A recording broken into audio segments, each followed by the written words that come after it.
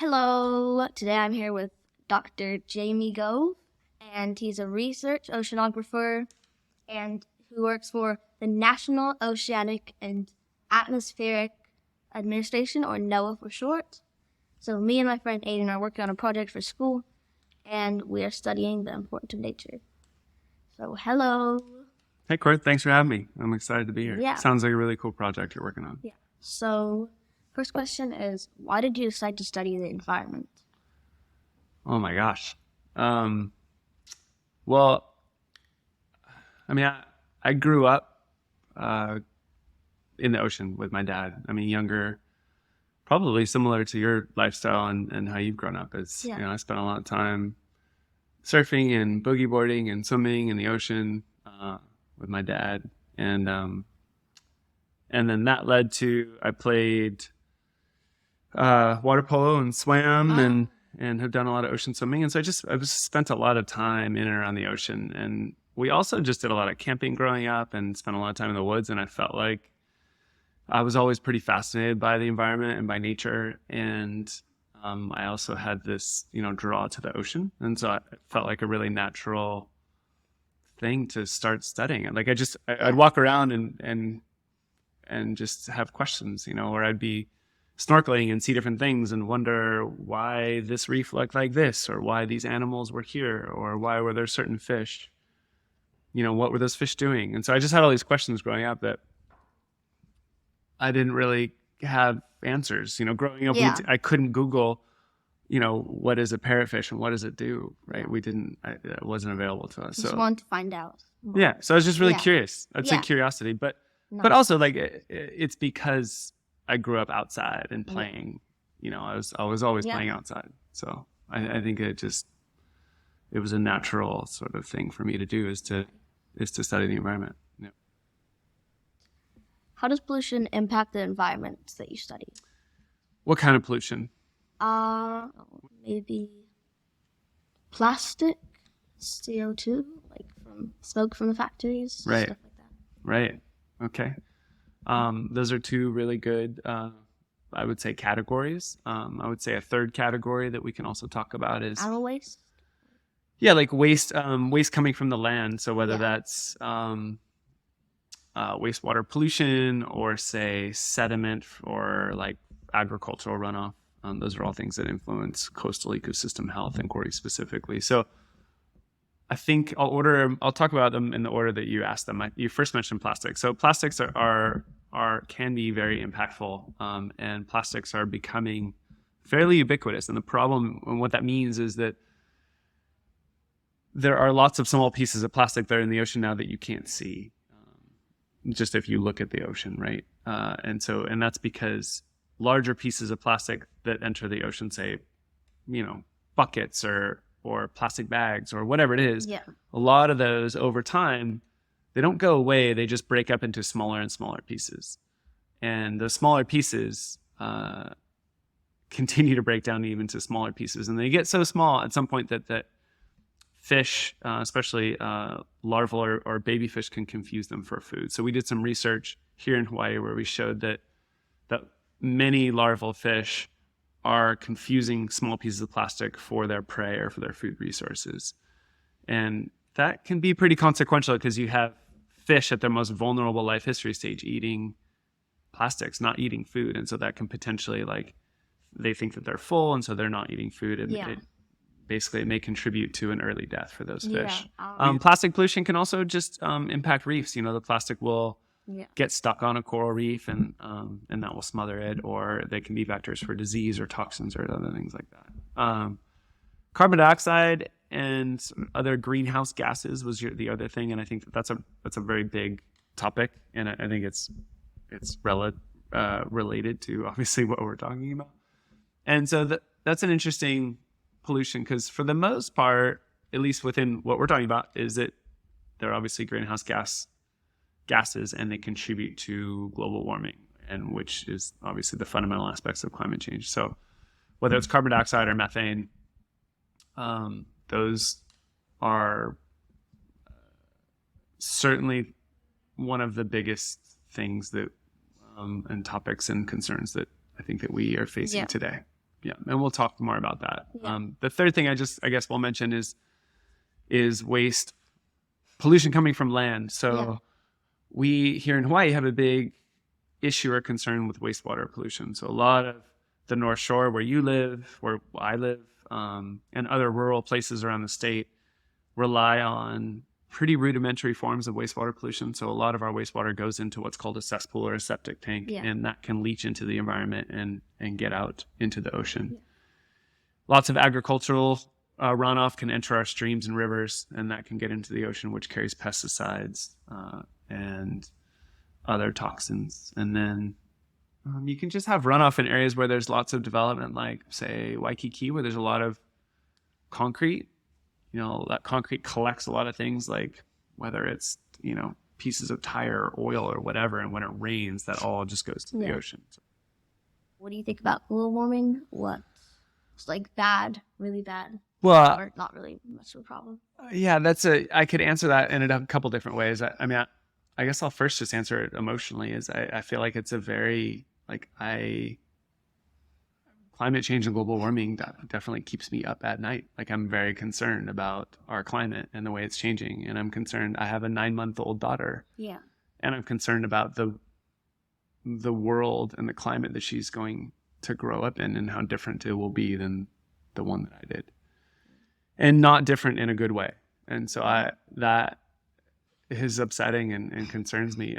Scientifically, I think unequivocally the climate is changing, and without a doubt, we are contributing to that change. Yeah, I saw this graph. I think it showed like someone born around 1960 compared to someone born around 2020. Mm-hmm. It showed someone born in 2020 would experience from 1.5 times more droughts to 7.5% more heat waves. Yeah. So it was like lots more natural disasters. Yeah, and that's, I think, the hallmark of climate change is that things will become more extreme. And so hurricanes will become more intense and more frequent. Yeah, not only are there more of them, they just become worse as well. Exactly. The droughts will become more intense, potentially longer. Marine heat waves will become hotter and longer. On the flip side, when it rains, it pours basically. So we'll get less rain on average, but we're going to see rain events be stronger. And so that's happening in Southern California is a good example right now, but it's happened here too. So it's an environment of extremes, but in general, like, summers will become hotter. And so and even winters will become warmer. So I think, little things like, most of us have grown up and spent a lot of time here in Hawaii without air conditioning. And I think that will be different in 20, 30 years. That there's little fundamental aspects of people's lives that will change because our climate is warming. Yeah. Not to mention things like coral reef ecosystems, which is what we're talking about. Climate change is fundamentally influencing reef ecosystems, and the reefs that you and my daughter Selah will see when they're old are different than the reefs of today. I think, and I am optimistic, the reefs will still be here, but what species are there, how much of the reef is there, all of that will be fundamentally different than it is today. So, next question, how do you notice nature changing? Because I asked the question because one of our lines of inquiry that we're studying is, how will nature change in the future? So how do you notice nature changing, like coral reefs more?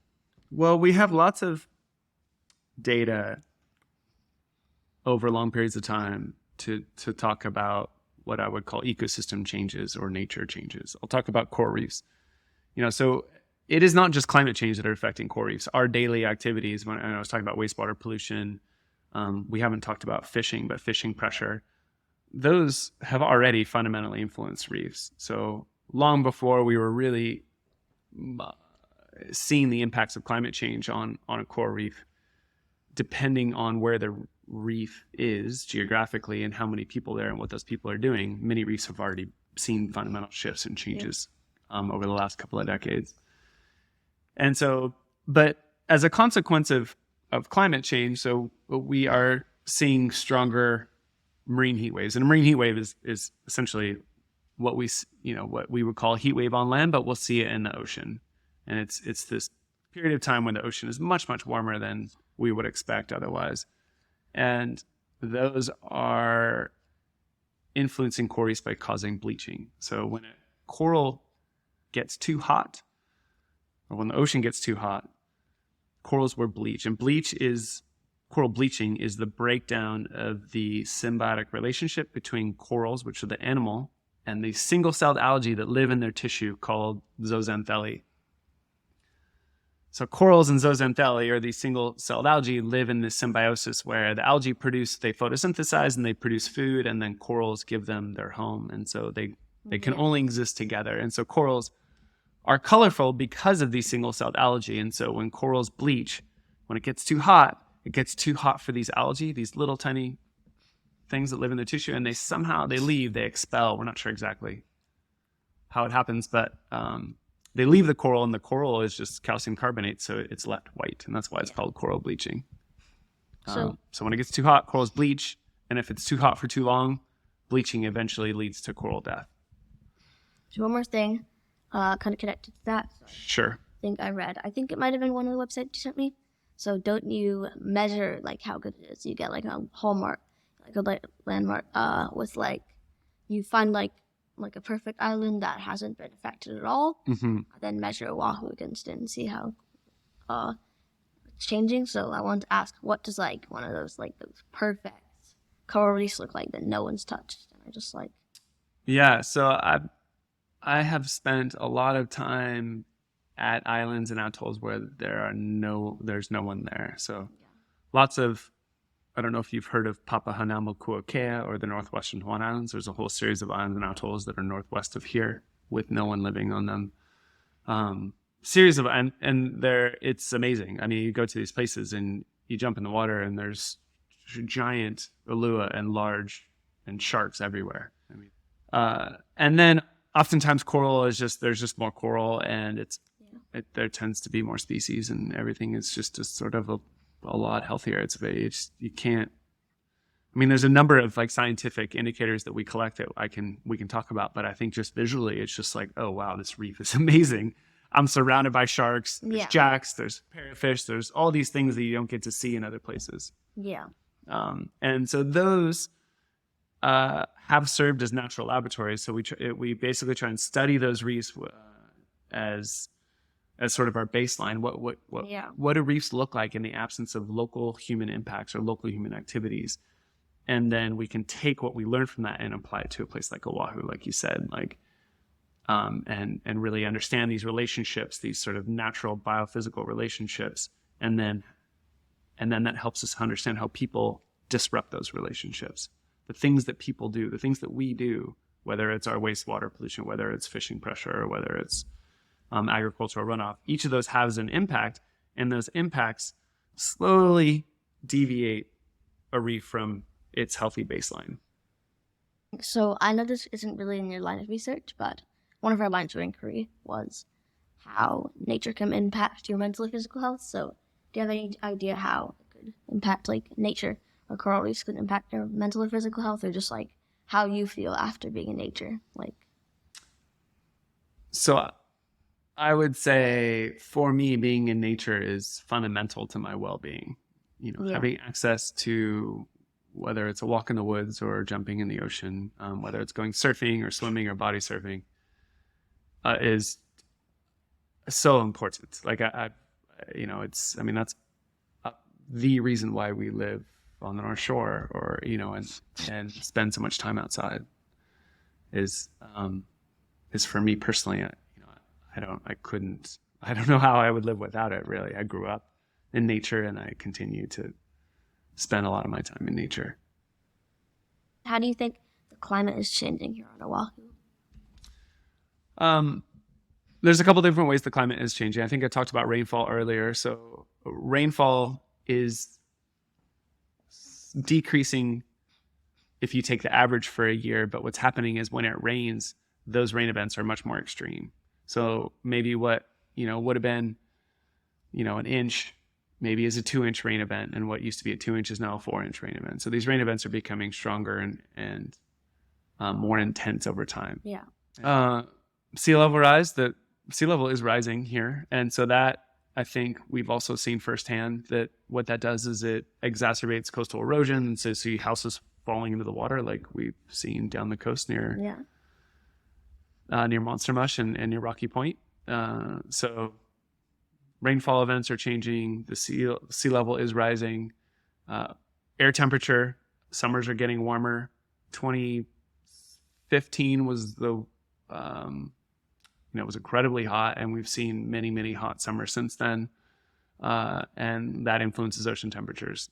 So 2015 was the warmest ocean temperatures that we've recorded in at least the last 120 years. I'm sure there's other things that we could talk about, but those are some pretty big issues that we are an island surrounded by the ocean in the middle of nowhere. So, there are a lot of climate change related impacts that are a concern for communities here. Yeah. So another thing is what can you do to help nature? Not just like you, but like everybody. What can we do to help nature? Like just That's a challenging question. I think there are lots of things that as an individual you can do. I think if we want to talk about, let's talk about sort of your climate footprint, so to speak, is like how much greenhouse gases are you sort of emitting as an individual, and what are the things you could do to potentially reduce that? There are lots of websites to talk about this. So I think that I think for your project, it'd be good to maybe list the top 5 things, that you could do to reduce your carbon footprint. I think because a lot of those things that you guys have, even at your age, you can contribute to. So one thing is your diet, is that, meat in general, but particularly cow meat it has one of the largest carbon footprints of any food that you can eat. So if you wanted to adjust your daily life, if you just ate a little less red meat or really no red meat, you would dramatically reduce your carbon footprint. Hamburgers. Yeah. If hamburgers are your thing, maybe you can try Impossible Burgers and maybe that'll be okay. And you will be reducing the amount of carbon dioxide that's going into the atmosphere by changing your diet. And so those are little things that people are like, well, what can I do? Climate change is such a big deal. And you're right. An individual making one choice and one change may not do much, but when groups of individuals make the same choice, all of a sudden you see really major shifts. Who does climate change affect the most? I don't know who. Well, it affects all of us. Yeah. I think it affects you the most because you'll have to live with it. People? Yeah, you're right. Cause if you talk about integrated over time, absolutely. I think it's going to affect my daughter the most she's 9 months old. She has to live with climate change for decades and decades, even at best, multiple decades in the best case scenario. Ideally, like I said, global climate policy fundamentally shifts our entire energy system and the ways that we eat and process food and whatever else so that we reduce or eliminate our carbon footprint. And then maybe in 30 years things level off and start to really kind of improve. But the problem is there might be irreversible damage because of climate change on ecosystems. Right? Coral don't bounce back very well. The amount of fires that we're seeing on land is forests just don't bounce back that fast. Yeah. They need time to recover. So another one. Do you see any positives that will help? Any positive news that will help? Coral reefs or the environment? We've just been talking about a bunch of negative news, how bad it is. Sure, yeah. No, I've said a couple of times, I am optimistic. I'm optimistic that society pulls it together and that we are able to shift energy policy and other sort of major greenhouse gas emitting industries. But in terms of positive signs, we still see very recently there was a reef that almost 100% of this reef was bleached and much of it died. And then they went back 4 or 5 years later and the reef had rebounded actually much, much better than we had expected. And that was a reef that was remote and didn't have any human impacts. But what it gave us this insight or this window into is that, wow, if we manage reefs appropriately, we can fix it. Nature has just a really amazing ability to be resilient. and to resist and recover from impacts. The problem is that we tend to impact nature so that its ability to withstand climate change is impacted, right? So, but if we change how we do things and we give nature a chance, I really believe pretty strongly, and there's lots of evidence to suggest, depending on the ecosystem and depending on what we're talking about, is that nature can recover and is incredibly resilient. So that gives me hope. That gives me optimism. That gives me, and I honestly, as a scientist, I don't know that I could be in this field if I wasn't slightly optimistic, or at least pragmatic. There's just so much negative results to focus on, but there are still glimmers of positive results that give you or give me pause and make me realize that there are, this is not all doom and gloom. Their ecosystems are still maintaining their function and still moving forward. And like I said, they might be different, but they will still, many of them will still be here, for at least for the next, few decades. So, and that gives me hope, keeps me going. It's why I still go to work, is because I feel like there's so much for us to learn. I want to fix this. So much for us to learn about how do we fix this? What do we do? How do we modify what we're doing so that ecosystems can continue to persist? Because I feel like if you work there, you need a little bit of hope. You do. It doesn't matter. It's all going to be over in 20 years. Yeah. Then what am I doing? Why do I care? Yeah. No, that's not. That's. You can do it. I want to be the one that fixes everything. Exactly. The reason why. Well, I talked about sort of my connection to nature, but I feel like I'm a scientist because not only am I interested about the natural world, but I feel like my research can make a difference. The research that I do, the work and the results that I put out are helping us understand the world and helping us understand how we as humans interact in that world. And therefore, how can we really sort of better manage our own activities? How do we lighten our footprint? How do we coexist with nature without negatively impacting it? And I think we can. And I think we just are still learning about what we're doing and what we're doing wrong and how do we fix it. Yeah. So as a 10-year-old, I feel like I always hear about how the environment, because this kind of connects to the last one. So as a 10-year-old and as a kid, I feel like I always hear about how bad everything is, how corals dying, how bad. So do you think we'll actually be able to fix it in our lifetime, or? I think that, unfortunately for you, we're going to have to be the generation to fix it. Yeah, I think the onus is on.